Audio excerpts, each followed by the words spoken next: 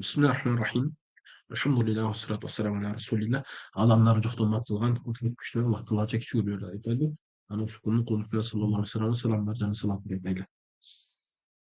Бұйырса Құранды жеңіл жаттау нұқмалары бойынша екінші сабағында иншалла негізі 3 сабақ менен же көрөбүз да 4 сабақ болушу мүмкүн. Жыйынтыктайбыз Өткөнкү сабактарда биз Куран жаттоо үчүн бир канча нерселерди айтканбыз. Эң биринчиси Аллах Тағаладан сураш керек дегенбиз Кесірістер мен biraz оғырып жатамын, ошо мурдум болбой эле агып жатат, ошого мен колдоном.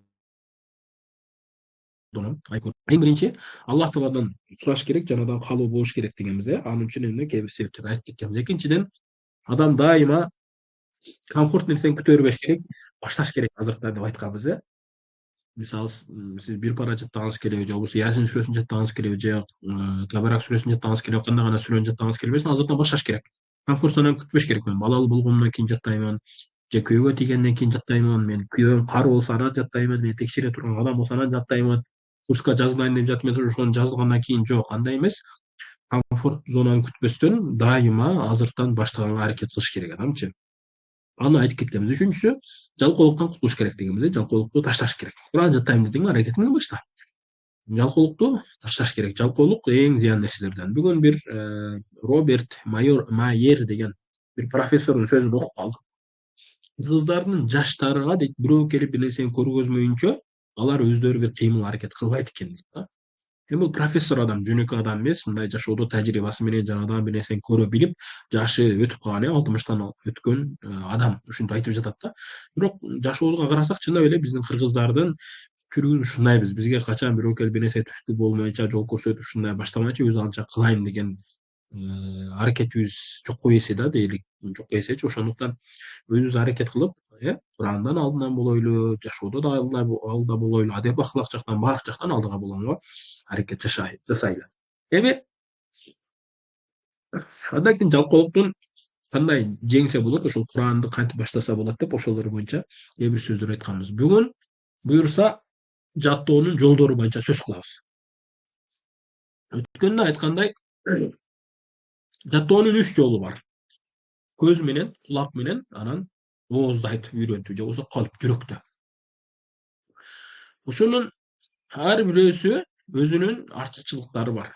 Адам аракет кылыш керек жаттаганга. Жана дагы жатка алып жүргөнгө дагы аракет кылыш керек. Курандан максат эмне? Биз жашообузга, акыретибизге пайда алып келиш да туугандар, Куран менен чындап эле сиздер менен биздердин акыретибизге жана дагы бул дүйнөбүзгө пайдасы бар сөзсүз түрдөчү, аны жашообузда көрүп деле, сезип деле жүрөбүз.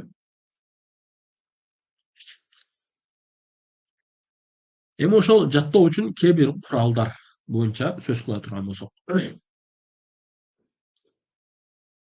Куран адатан адамдын мээси менен жакшы байланышта болот. То есть ошо жаттоо биздин мээбиз менен же акылыбыз менен, өз алдынча бир колубуз менен же болбосо бутубуз менен же бир бөйрөгүбүз менен жаттай албайбыз ал нерсеничи. Эми биз акыл дегенде медицина тараптан айтып жатабыз, ошол акылыбыз менен жаттаганга аракет кылабыз.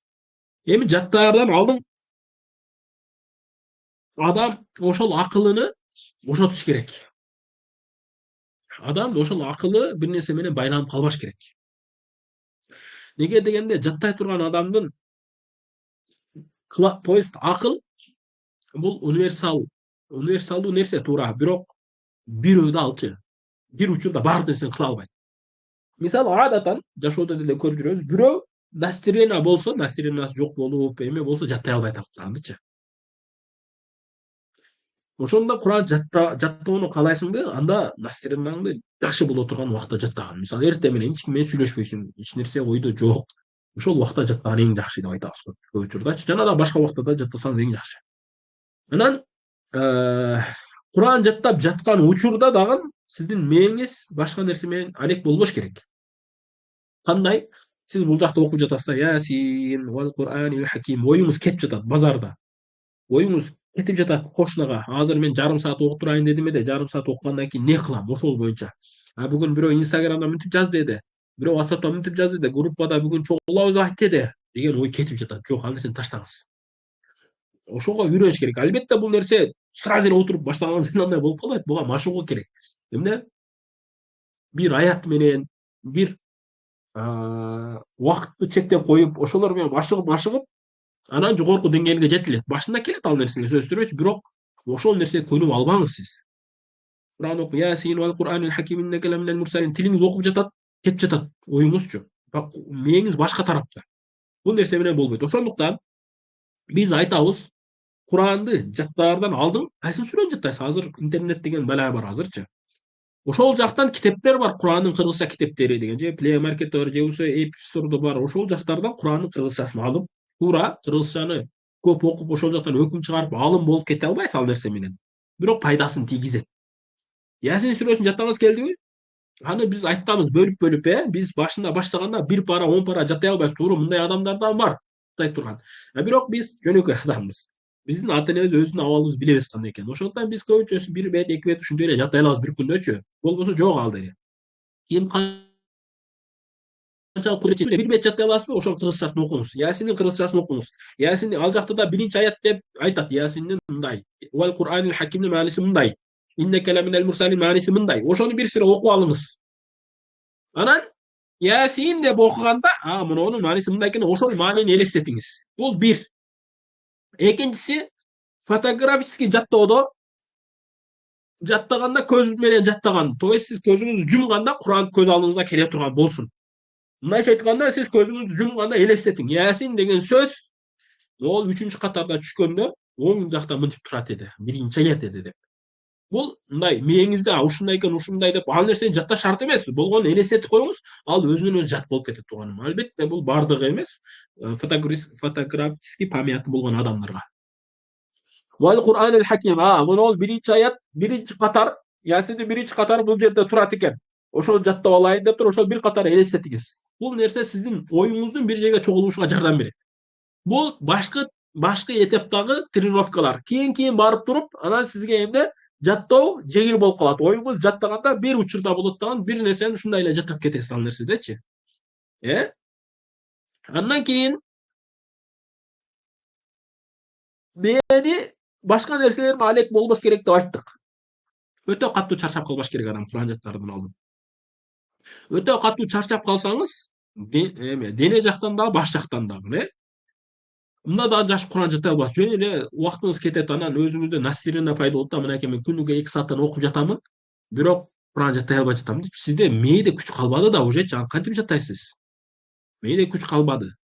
Ошол себептен сиз аны жаттай албайсыз. Ошондуктан мээни эс алдырып туруп андан кийин жатташ керек. Анан Куран жаттап жатканда дагы эми бул нерсени билбейм. Карыларга айтайын, эми жөнөкөй адамдар эмес, карыларга айтам. Карылар деген нерсени кечке чейин окуйт. Жөнөкөй сиздер менен биздерге окшогон жөнөкөй адамдар, алар окуй берсин. 1 саат болобу, 2 саат болобу, 3 саат болобу. Карыкелер 3 саат, 4 саат окуганда башты бир эс алдыруу керек. Башты бир эс алдыруу деген кандай? Куранды мындай көз менен окутуш керек ал учурдачы. Мээни эс алдырыш керек. 3-4 саат ушундай тыңдап окуйт. Кийинчи ошого бир 15 мүнөт, 10 мүнөт жатка окуп коюңуз. Аракелерчи. Жөнөкөй адамдар окуй берсеңер, сиздер 3-4 саатка жетсеңиздер чоң гап өзүчө. Чоң маселе. Ушундай. Ошол менен ошондукту эс алдыруу. Анан мээ дагы башка нерселерге алаксыбаш үчүн сырттагы нерселерге көз жүгүртпөш керек. Ошого аракет кылыш керек. Куран жаттап жатканда телевизорду көрүп, эл классика эртең барсам Реал ойнойт билесиздер, ошону карап Куран окуган болбойт. Окуй албайсыз, жаттай албайсыз ал нерседечи. Эмне Куранды бияка карап, китепти карап окуш керек ал нерседечи. Түшүндүңбү? Ошондой эле телевизорду көрүп коюп, же болбосо кошуна эмне болуп жатат экен да балкондон карап туруп, же болбосо мал келдиби келбедиби. Сиздин жаңы айттык мээ көз менен кетет да. Көз кетип баштайт. Бул эми боюнча, медицина боюнча иттифак болгон маселелерден. Адамдын көзү каяка тишсе, ошол жакка карап ою кетип баштайт туугандар. Ошондуктан көздү сакташ керек.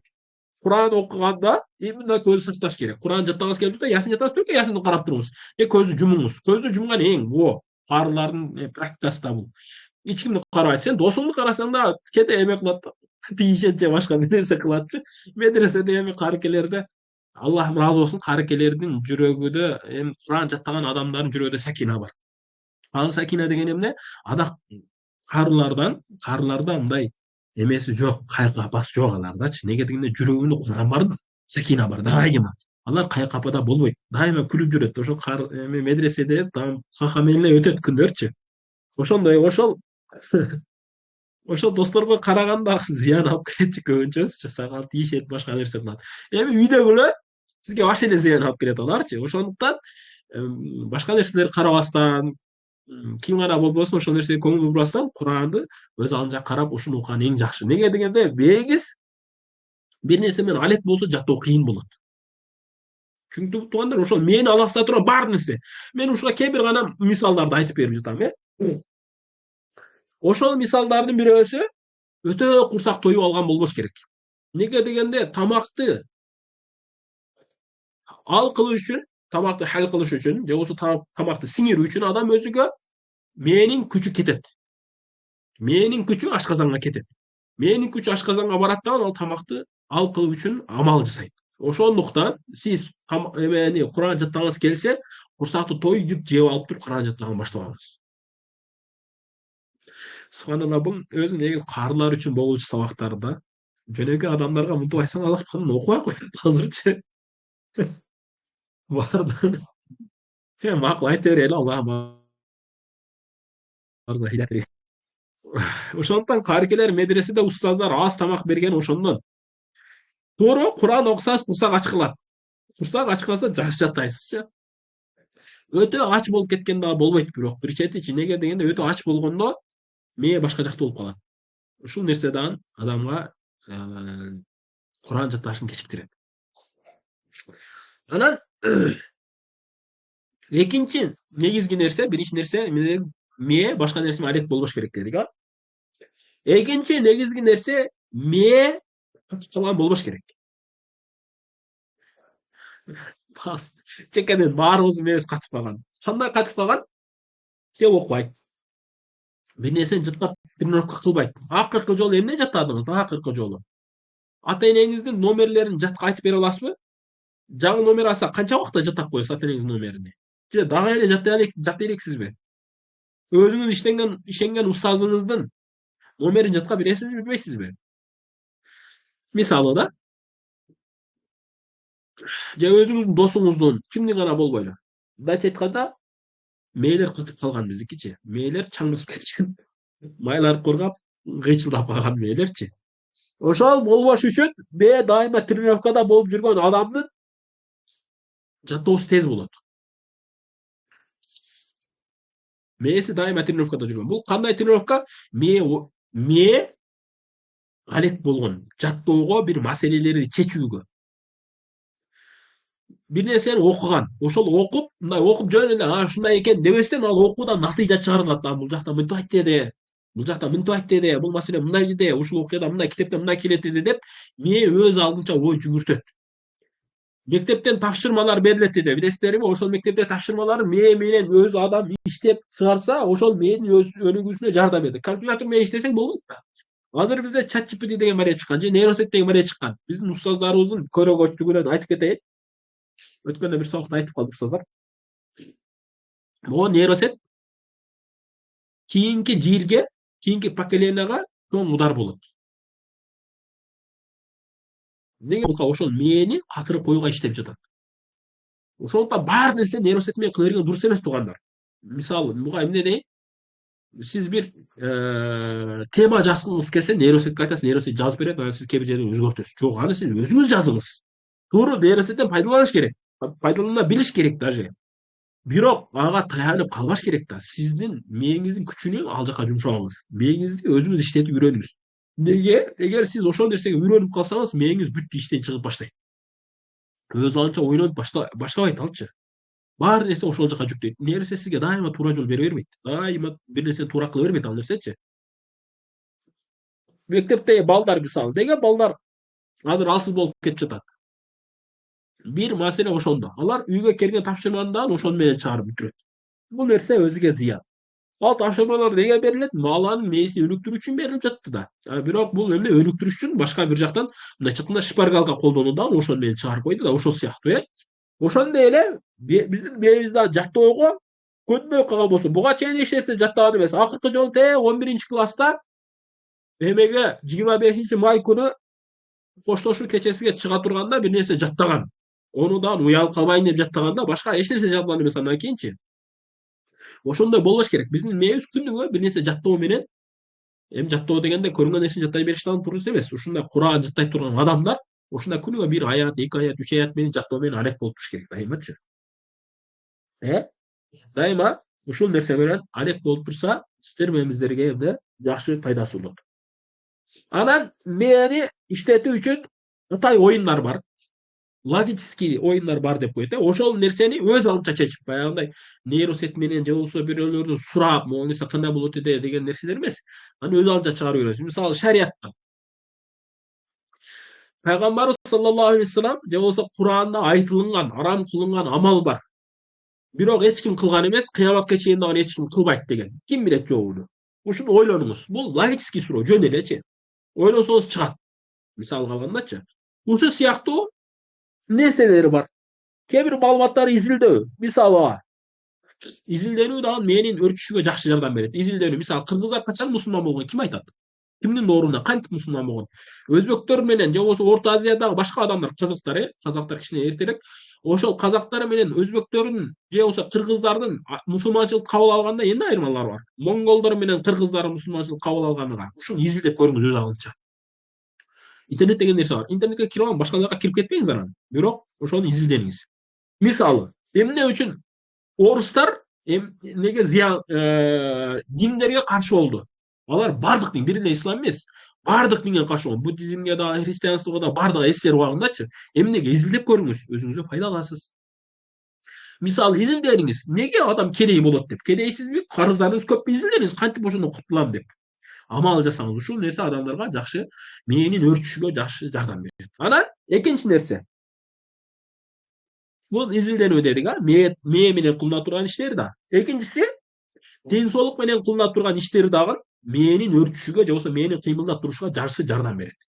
Айрыкча кол менен кылган кээ бир көнүгүүлөр бар. Бул көнүгүүлөрдү интернеттен көрүп алсаңыздар болот. Мээнин өрчүшүгө жардам берүүчү көнүгүүлөр. Мен азыр көргөзө албайм дагы, айта албайм дагы ал нерсени көпчүлүгүнчү. Өзүңүздөр аракет кылып изилдеп тапсаңыздар чыгат ал нерселер. Атай көнүгүүлөр бар. Мисалга алганда колду кыймылдат. Мисалы башкандай кылып бир учурда караңыз, мындай бул дагы мен да көп тренировка кылган эмесмин да. Эме болуп кетет, аралашып кетет. Үч нерселер бар. Мисалга көздүн үстүнү жумуу. Астын эмес, үстүнү жумуп көрүү. Жана башка ушундай, ар кандай тренировкалар бар. Ошол тренировкалар кылуу. Анан аз кыймылдык мээнин эмесиге, өрчүшүнө же болбосо мээнин иштешине терс таасирин тийгизет. Тийгизбей койбойт. Ошондуктан кыймылдап туруш керек адамчы. Жок эле дегенде чуркап туруш керек. Бул эми күнүгө кылып туруучу амалдардан, күнүгө кыймылдап турган эң жакшы амалдардан. Сизге жакшы жардам берет мээнин эме болушуна, иштешинечи. Анан ошолордун ичинде эң жакшысы Куран окуп туруу. Ушул нерсе дагы өтө жакшы жардам берет. Куран жаттабаңыз, жаттай албайсызбы же колуңуздан келбейби? Кайталап туруңуз. Кайталап туруңуз. Күнүгө 1 пара, жарым пара, 10 пара кайталап туруңуз. Кайталап артынан зуулдатат окуйсуз анан. Жана башка, ошол сыяктуу. Куран жакшы жардам берет. Анан жана айтып кеттик, китеп окуу. Китепти окуганда, китеп окуу десек түшүнүп калбайлы да, ачып алып туруп эле. Китабу Рахын. ولو هلك العصر وبقيت زيادة يقسم دين على العصر وزيادة على القدر. Жок, мындай. Жөн эле окуп койбостон түшүнүп окуу. Анычы, түшүнүп окуу ушул нерсе мени иштешке жардам берет. Сиз китеп окуу десе жөн эле сүйлөп коюу же болбосо мындай көздү жүгүртүп коюу, ал нерсе китеп окуу эмес. Китеп окуу сен окуган нерсеңди кабыл кылуу бул жака, же болбосо ошону ойлонуу. Неге ушинтип айтып жатат? Сен аны мисалы акыйда боюнча окудуң. Неге ушуну ушинтип айтып жатат? Неге бул нерсе мынтип айтып жатат? Ошол нерсени кабыл кылып билиш керек. Көрүш керек. Бул тема мынчанчы жылдарда мындай болду дейди. Канчанчы жылдардан. Эми ар ким кээ бирөөлөр окуяга кызыгат, кээ бирөөлөр тарыхка кызыгат, кээ бирөөлөр математикалык маселелерге кызыгат. Ошонун баарын кылган бул эң жакшы китеп, эч качан зыян алып келбейт адамгачы. Азыр биз эң чоң проблемалардын бири Адамдарда илимдин алсыздыгы же болбосо адамдар кабилет бирине маалыматтар аз, ага сен бир нерсени түшүндүрөйүн десең, ал кабыл кыла албайт, түшүнө албайт. Эмнеге? Маалымат аз да. Ошондой эле мисалга биз акыйдадан болсун же фыктан болсун неге азыр адамдарга сразу эле фыктан бадайынан сабак берип кетпейбиз? Же болбосо каниздак каяктан же болбосо хидаядан сразу сабак баштабайбыз. Неге? Адамдарга даяр эмес да. Сен ал хидаянын маселесин айтсаң, бул адам кудри окуган эмес, кудринин маселеси бүтүп менен кайтып хидая маселесиге түшөт. Туурабы?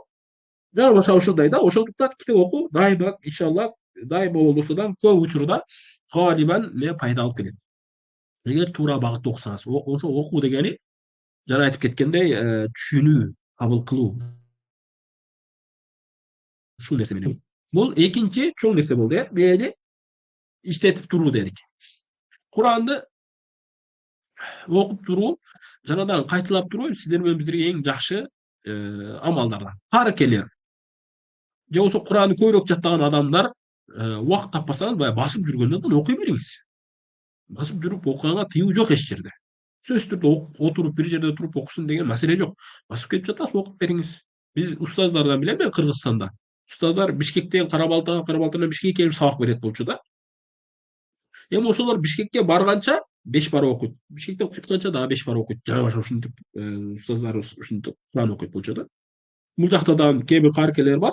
Университет, биздин университет кичине алысыракта да, жарым сааттык жол. Ошол жака автобус менен барганча Куран окуп барат. Жатка, карыкелер да алар. Жана башка ошондуктан окуп туруш керек. Ушул нерсе дагы жакшы жардам берет. Окуганда жаткан нерсени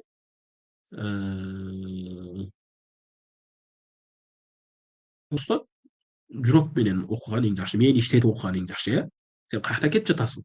Азыр сен нама сүрөсүн бүттүң, эми назиятка өттүң деген сыяктуу билиш керек кайсыл жерде кетип жатканынчы. Капкараңгы болуп туруп эле окуп таштаган. Ал дагы мээни иштешке жакшы жардам бербейт алчы.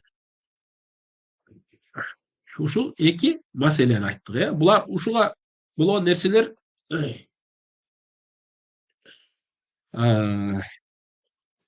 дагы башка ар ким ушуга салыштырып алып кете берет. Биринчи эмне дедик? Мээни бир нерсени иштеп бир нерсенин анет болуусунан сактануу дедик. Буга эмне дедик? Тамактын көп жеп калышы же болбосо дененин чарчап калышы же уруч талашын болушу же бир настроениянын болушу ушул нерсе дагы терс таасирин берет деп айттык. Жана башка, Экинчиси эмне деп айттык?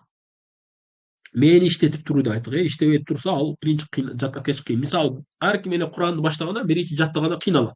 Бирок уже бир аз жаттагандан кийин аны жаттоосу жеңил болуп баштайт да. Мисалы,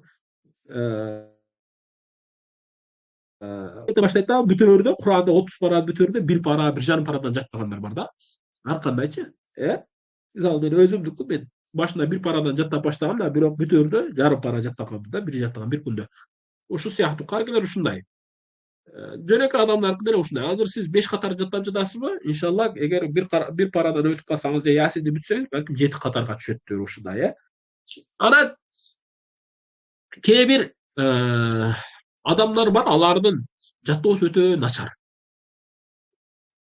Мейли 10 жашар болсо деле, 12 жашар болсо деле ал адамдар жаттай албайт да. Неге десең, ата энеси начар адамдардан болгон, же ичкилик менен жүргөн, же ушундай эч нерсе окуган эмес, жөн эле бир карапайым адам болуп жашаган, ошонун таасири же мээсинин иштебеси же начар жаттоосу баласына да үйрөткөн. Мындай нерселер дагы бар туугандар. Андай нерселерде көбүрөөк аракет кылыш керек болот. Иншалла Аллах таалам ачса жакшы, жеңил болуп кетет, Андан кийинкиси, адам мээнин иштеши үчүн баягындай физический амалдарды кылганда жакшы. Жана буга бир канча нерселер айтып келдик, көнүгүүлөр кылып турган жакшы деп ал. Мисалы, кээде карыкелерге жакшы түшөт. Мисалы, кээде карыкелер 10 саат, 12 саат окуганда мээ чарчап калат. Ошондо кичине мээге массаж жасап койсоңуз, өзүңүз же болбосо бир досуңузбу бирөө жасап берсе, жакшы таасир тийгизет. Мээнин эс алуусуна жардам берет ошолчу. Анан дальше Куран жаттап кетишиңиз, улантырып кетишиңиз сизге жеңил болот. Ошондой эле эми жөнөкөй адамдар 1 саат, 2 саат окуйбуз го. Аларга керек деле эмес болсо керек ал массаждар, бирок кылып койсо эч нерсе эмес, жакшы пайдасы. Неге дегенде кандын айлануусу жакшы болот. Медицина тараптан кандын айлануусу жакшы болсо, жатташуубуз дагы жакшы болот деген да тууганым, Андан кийинкиси, субханалла, мен эмнени айтайын дедим?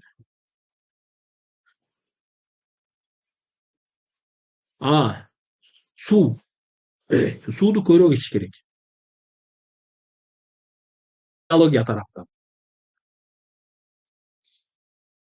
Себеби мээде канчалык көп суу боло турган болсо, анын иштеши же болбосо анын кабыл кылышы ошончолук жакшы болот.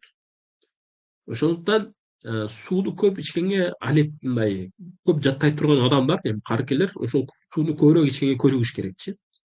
Мындай эми көп ичиш керек дегенде бир чака бир фляга деген жерим жок. Мындай кичине адаттан көбүрөөк ичкенге аракет кылам. Мисалга баягы веске карайт да туурабы сууну ичиши. Мисалга 50 килограммдан 60 килограммга чейин мисалы 3-4 литр ичиш керек болсо, сиз 4-5 литр ичиңиз.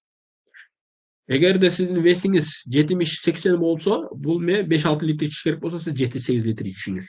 Ичиңиз суудучу. Суусундук же болбосо чай. Эми бөлө берет го, бирок суу эң жакшысы суу. Эң жакшысы суу ичкен эң жакшы. Анан дагы ушул жерде бир нерсеге көңүл бурайлы. Сууну көп ичсеңиз, сууну көп ичип калп келет тууганым. Ага көңүл буруңуз. Жалпылыкка мына денеңиз бошошууга, шалдырашка алып келет алчы. Сууну ичкенден кийин чыгарыш керек да, баягы бензинди койгондон кийин иштетпесең, бензин тура берет мисалы, же учуп кетет дегендейчи. Ошондой эле сиз дагы сууну ичкенден кийин иштетишиңиз керек аны, мындайча жатташыңыз керекчи, бээге күч болуп берет. Ал эми сууну ичип иштетпесеңиз, ал ашказанда калып кетет дагы. Сизди жалкоолукка, уйкулукка, уктоого, мындай бошошууга, эч нерсеге абал кылбай жөн эле отуруп калууга ошол нерсеге алып келет. Анан суу көп ичиш үчүн көп тамак жеш шарт эмес тууганым. Көп тамак жеш шарт эмес.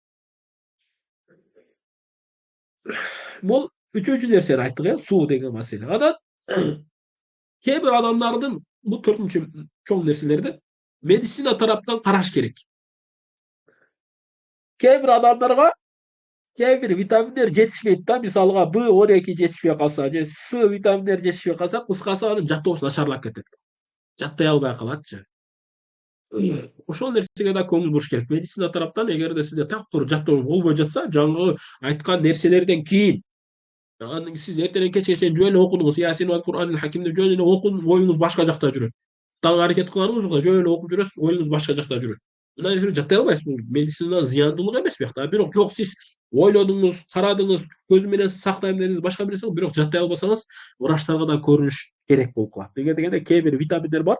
Ошол кичине эле витаминдин жетишпейлиги себебинен сизде жаттооңуз начар болуп калышы толук ыктымал да туугандар, толук ыктымал. Жаңы киргендер капа болбоңуздар, мен бир аз ооруп жатам, ошондуктан материал колдош керек болуп жатат. Кийинкиси, мээнин жакшы иштеш үчүн адамда сапаттуу уйку болуш керек. Сапаттуу уйку дегени кандай? Уктаганда уктап, турганда туруш керек. 6 саат, 8 саат, ошол 18 жаштан же 16 жаштан жогору ушундай. Ал эми 16 жаштан ылдыйларга деле ушул нерсе жакшы эле, медресенин системасычы. Эми ал жака барып мен көбүрөөк уктайт элем, мынакей устаз айтты, көп уктабаса болбойт экен деп устаздарга жаман көрүнүп жүрбөңүз, анан же мени жаман көрдүрүпчү. Жок, эгер мүмкүнчүлүк болсо, ошол үйдө болсоңуз, уктагандан кийин жаттасаңыз эң жакшы. Ошол себептен айтабыз, эртең менен жаттаган эң жакшы депчи.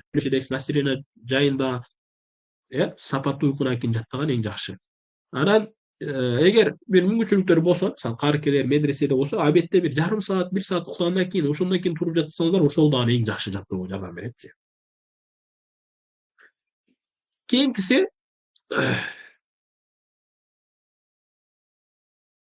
стрессти башкара билиш керек адамчы. Көрүнгөн нерседен таасир алып, газда болуп жатат, эми ушуга мен жардам бере албадым да, эми туура ал нерсеге жоопкерчилик алыш керек. Бирок жоопкерчилик алыш керек деген нерсе сен стресске түшүшүң керек деген сөз эмес да. Экөө эки башка маселе.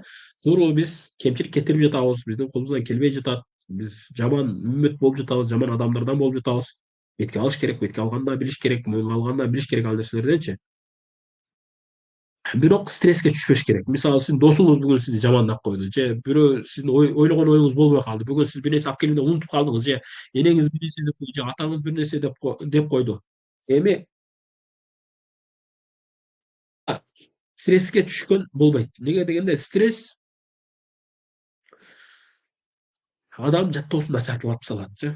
Көп ушундай ойлонуп, көп настроениясы жок болуп жүргөн адамдар жаттоосу кыйын. Ошондо настроенияны көтөрүш керек. Баягындай кедейлер бир кедей айткандай, бул дүйнө өтүп кетет.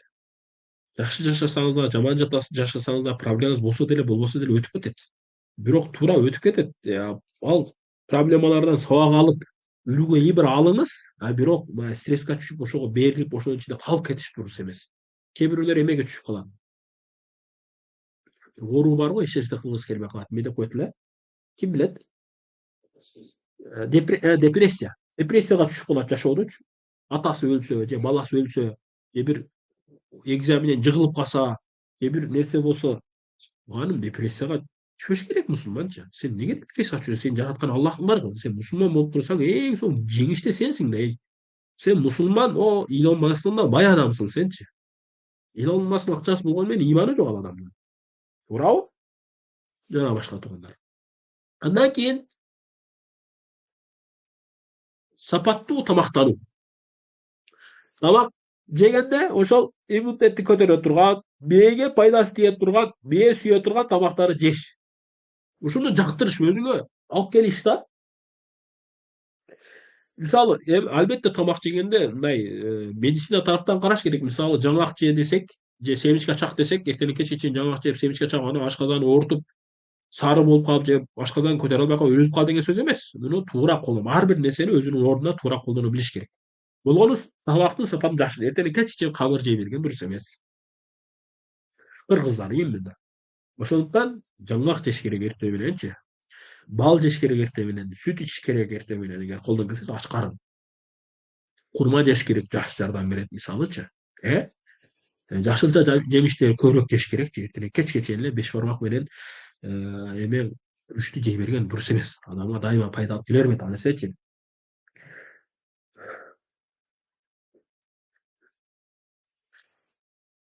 Тамакты жакшыртуу.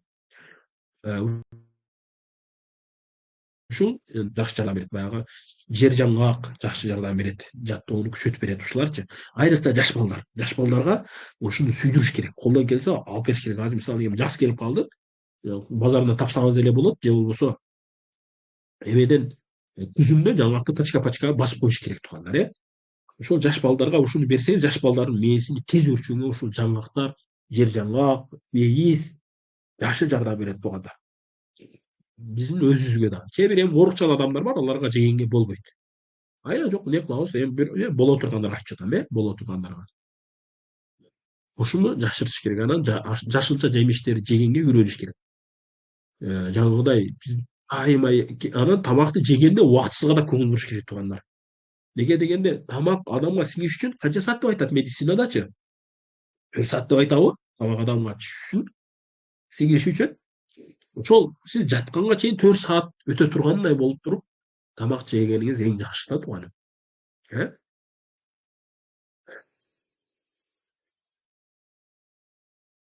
Ушул эң жакшы тууганым. Ушуга көңүл бурайлы иншалла. Эртең менен тамак жегенде да, обедте да тамак жеген. Анан тамак дегенде Куранды жаттап көп жатка алып жүрө турган адам көп ачка жүргөн дурус эмес бул адамчы. Эмне? Аз тамак жеш керек. 3 жолу жесеңиз ушул нерсе өзү жетиштүү болотчу. Анан адат кылып алыш керек. Куран окуганды, Куран жаттаганды жума сайын адат кылыңыз. Бир сүрөдөн жаттаганды. Сизди ким урушат? Балким хафиз болуп каласыз, туурабы? Адат кылып алыңыз жума сайын Куранды катым кылганды. Адат кылып алыңыз жума сайын бир китепти бүтүргөндү. Адат кылып алыңыз күнүгө 10 рекат ачыкча, фарз сүннөттөрдөн башка 10 рекат ачыкча окуганды. Адат кылып алыңыз эртең менен күнүгө тахажжудка турганды. Адат кылып алыңыз күнүгө Куранды 1 парадан окуп турган же 5 парадан же 3 парадан окуп турганды. Туурабы? Жакшы амалдарды адат кылган эң жакшы.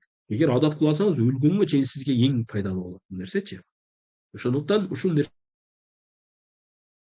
жакшы саптады. Албетте жаңагыдай нерселерди айттык. Бул адеп ахлак жагынан жана башка нерселерден. Бирок бизге именно Куран жаттоого жеңилдик бере турган жолдорунан ушул. Бизге жардам бере турган нерселер адат кылыш. Мисалга алганда, күнүгө эртең менен бал жегенди адат кылыңыз.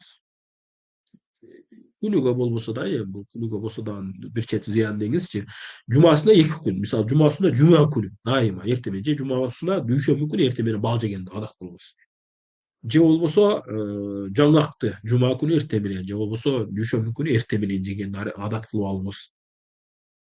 Баягындай тренировка кылганды адат кылып алыңыз. Мээге эме кылуучу көнүгүүлөр жасаганды адат кылып алыңызчы.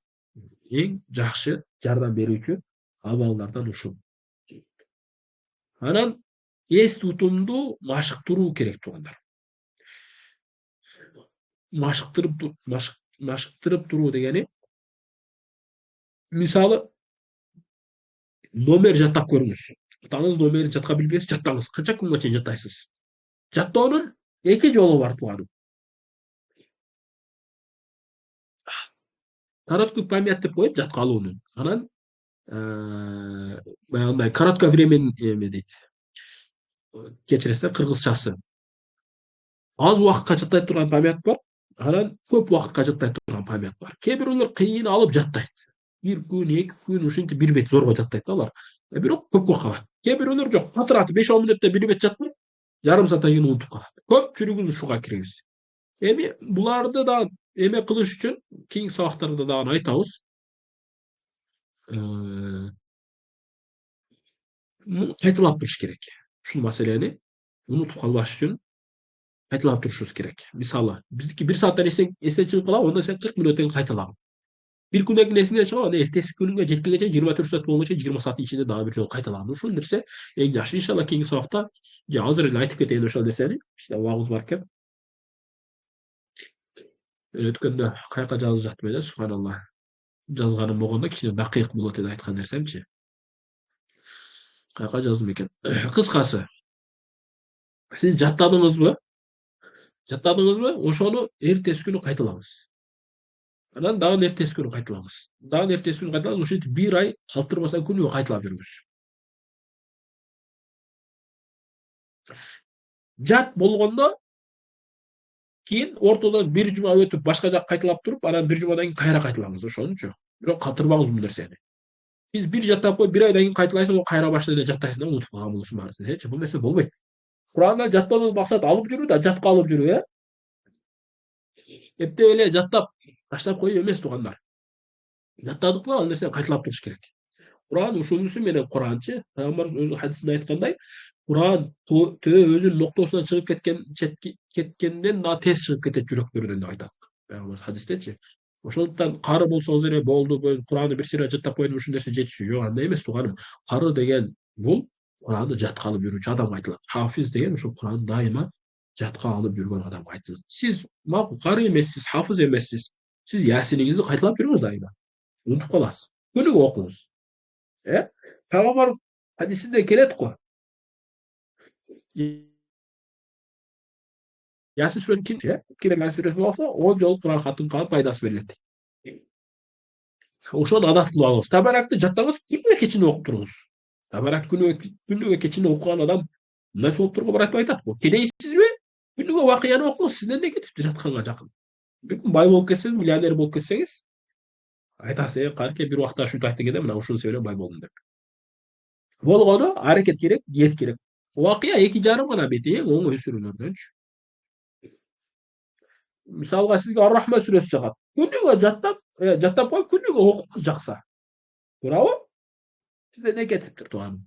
Ошол көңүл бурайлы. Баягы кайталаганда дайыма кайталап турганга көңүл бурайлы. Дайыма кайталап турганга көңүл буруш керек туугандар. Ал нерсе сиз болбойтчу. Эми Куран жаттаганда туугандар, бул өзүнчө бир тема же өзүнчө жаттаганда пыш жатташ керек. Таш кылып жатташ керек. Бул эми карылардын термини, таш кылып жатташ керек деген. Бул эмне дегени? Куранды адашпай тургандай туура жатташ керек. Анан баягындай түтү-пүтү деп баягы 1-класстар декламация айтат го. Мен мектепке барганда 1-классты окуганда, жок, андай эмес. Сиз 1-класс эмессиз ужечи. Жашыңыз келип калды, 10 жаштан өттүңүз, 12 жаштан өттүңүз, Кээ бирөөлөр 40та, кээ бирөөлөр 50дө жакшы жатабыз. Мынтип окубаңыз да. Табаракаллази биядихи мулку ва хува ала. Болбойт мындайчы. Жаттаганда жаттоо деген эмне? Шылтырап айтканда айтат да, туурабы? Табаракаллази биядихил мулку ва хува ала кулли шейин кадир. Аллази халакал маута вал хаята лияблувакум айюкум ахсану амала ва хувал азизул гафур. Жат болуш керек, жаттаганыңызчы. Жат болуш керек тууган. Шатыратып окуш керек. Ошол нерсени жат дейт. Ошондой деңгээлге жетмейинче Жаттадым деп айтпаңыз сиз. Сиз Allahümme kunut duasını jаттадыңыз деп коелу да. Allahümme inna nesta'inuka wa nestagfiru. Бул жаттоо эмес. Жаттоо Allahümme inna nesta'inuka wa nestagfiru wa нестағфиру. Баштаганда аягына чыгат. Ортодо калып мисалы окуп жатасыз. فلما رأوه زلفة سيئت وجوه الذين كفروا وقيل هذا الذي كنتم به تدعون. Meyde bakın. Kul bolбойт ал нерсечи. Эмне? Kul araaytum кыскасы окуганда жат болуп кетиш керек ушул нерсечи. Кимде ким Куранды биринчи жаттаганда сатырат жаттап каш кылып жаттаган болсо, анын кайталоосу да жеңил болот. Кийин унутуп калса деле кийин кайталаса жеңил, тез келет агачы. Тез келет деген тез эстей алат. Унутуп калбайт ал нерсени. Унутуш да кыйын болот ал адамгачы. Эми башында жаттаганда моюнча жаттап ошол боюнча жеттим десеңиз, мисалы кээ бир адамдар неге азыркыга чейин Фатиханы жакшы окуй албайт? Ал жаттадым деп жүрөт өзүнүн оюндачы. Ал жаттоо эмес ал. Ал эптеп айтып берүү. Эптеп кутулуу аныкычы. Кыргызстанда көп ушундай нерсе. Субханалла, мен 2 жыл алдын Кыргызстанга барганда имамчылыкка чыгып жамаат Куран окуп дуа кыласыңбы намаздан кийин. Ошондо дуага Куран окугандар окуй албайт, сүрөнү туура окуй албайт, туура жаттаган эмес да. Ошол себептен анан жатташ керек деди. Бунун үчүн эмне кылыш керек? Жаттадым деп айтыш үчүн сеники жат болуш керек. Баштан аякка альхамдулилlah кантип айтасың адашпастан? Кул Ихлас сүрөсүн кантип айтасың? Кул хуаллаху ахад, Аллаху самад, лам ялид ва лам юлад ва лам якул лаху куфуан ахад деп калбай айттыңбы? Ушундай жаттоо. Муну жаттаганың ошондой болсун. Ошондо муну жаттадым деп айт. Башка жака өтпөй тур. Сен ушундай кылып жатта, анан бул жака өткүн. Ал болбосо мына нерсени унутасың, адашасың. Ошого көңүл буруш керек туугандар. Анан жаттаганда туура жатташ керек туугандар. Алхамдулиллахи. Болбойт андай нерсе. Туура жаттаңыз. Алхамдулиллахи. Не, уну айта албайсызбы? Ини айта албайсызбы? Саратал. Сиратал деп айта албайсызбы? Жана башкачы, жана башка. Жаттаганда ката жаттабайлы. Ыны кошуп өзүнчө tamam çağırdık etti. Elhamdülillahi dedi. Даже bilmeyim dele unut dile kapını. Ээлерди айтып кетебиз көбүнчөсүчү. Ошондуктан не кылыш керек? Туура болуш үчүн жаттаган бирөөгө текшертириңиз. Текшертиргенде жазып алыңыз. Мына жерде мондо ката кетирет экен деп. Жок эле деген Кураныңызды алыңыз. Мен Куран дагы аякта калып кетти. Кураныңызды алыңыз да белгилеңиз, карандаш алып алыңыз. Мына могу жерде ууну мен ии кылып окуйт экен деп өзүңүзгө белги кылып жазып алыңыз бир четке. Куранга карандаш менен жазсаңыз уруксат берет алымдарыбыз. Ручка менен эми болбойт ал нерсе, адепсиздик деңиз. Бирок карандаш менен жазсаңыз кийин өчүрүп салсаңыз болот. Ошондуктан жаттадыңыз бир нерсени, жаттадыңызбы? Эмеге бересиз. Бирөөгө өткөрүп бересиз. Өткөрүп берсе бирөөнүн алдыга барып жатка окуп бересиз. Анан ал сага мына жерим кыта экен. Ал билген адамга алып барыңыз, ал сизге окшоп деп окуп жүргөн болсо, ал аркыдан болбойт тууганым. Ошондуктан экен ушу Ясин сүрөсүн жаттаганда эле карап койчу, мен каталарын билип алайын, ошону унуп алайын деп барыңыз. Баргандан кийин окуп бергенден кийин анан сиздин каталарыңызды айтса, жакшылап кабыл алыңыз да, могу жер ката экен, бул жер мындай экен деп билиңиз да, ошону оңдоңуз өзүңүз. Эртеден кечке чейин анан Alhamdulillah деп жүрөбүз. Bismillahirrahmanirrahim деп жүрбөңүз анан эртеден кечке чейин. Ошол каталарды оңдоп, туура жаттаганды, жанадан пышык жаттаганды Аллахым баарыбызга насип кылган болсун. Буга аракет кылыш керек туугандар, иншалла. Эртеге буюрса, ошол жаттаган эртең дегенден максат кийинки жума, жаттаган Кураныбызды кантип жатка алып жүрүү боюнча, кайталоо боюнча сабак кылабыз иншалла. Бүгүнкү сабагыбызды ушул жерден токтотобуз. Эме суроолор болсо айтсаңыздар болот.